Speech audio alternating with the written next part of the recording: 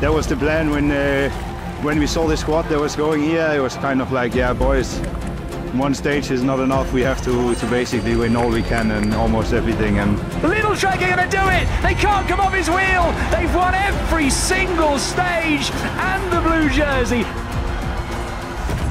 Yeah, we delivered, and I think the team and Lidl are happy. The prologue of the Lidl Deutschland Tour is always a short and brutally fast affair. Essen was the setting for a road stage 2 years ago, but this time the location of the Zollverein UNESCO World Heritage Site, celebrating Germany's industrial history, was the setting for a 3.1 kilometre prologue that would give us our first blue leaders jersey. The course, flat as a pancake. Don't even worry about the final rise to the finish. This is as flat and as fast as you can possibly get. Perfectly made as well for a man who started first, Roger Kluge, the oldest man in the race at the age of 39, being of course the first leader off the start ramp.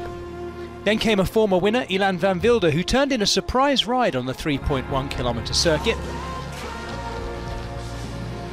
The Belgian going fastest as well.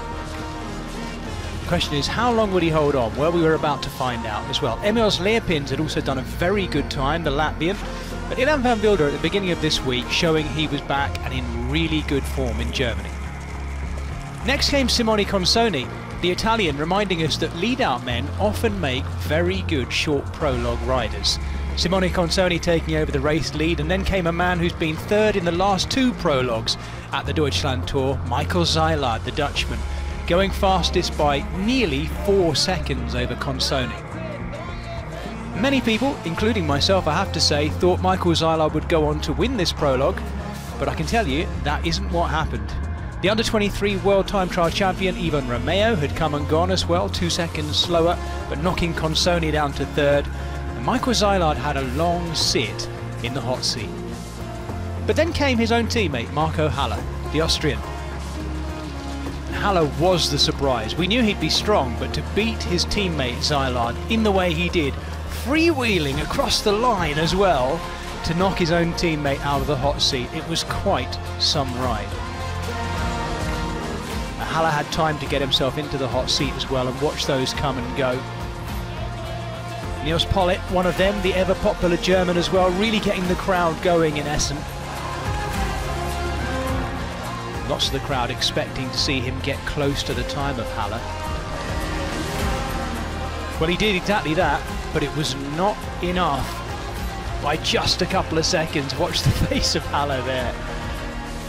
He was hanging on, but how far would he hang on when we had the likes of Wout van Aert, Jonathan Milan yet to come? And then came this incredible ride from Soren Waerenskjold, the Norwegian, who knocked Marco Haller out of the seat. Soren Waerenskjold hadn't been a name on lots of people's mouths. This guy had, though. Danny van Poppel was hotly contesting the win and hotly expected to see if he could take the prologue win. It didn't happen for him, though. Good ride. We still had Wout van Aert to come. Sam Watson, the British road champion, put in a brilliant ride to be just outside the time of Soren Waerenskjold. What could Wout van Aert do? That was the question. What kind of form was he in after his final stage win at the Tour de France? In between all the drama, we saw Florian Lipovitz roll off the start ramp, much to the delight of the German fans, but it was Wout van Aert coming to the line showing us that he would not be the winner of the prologue. It was a great ride, but Soren Waerenskjold had hung on again. Florian Lipovitz gave it everything, the man who just finished third in the Tour de France on the podium, but not enough, obviously, to take the podium. This would not be his kind of terrain.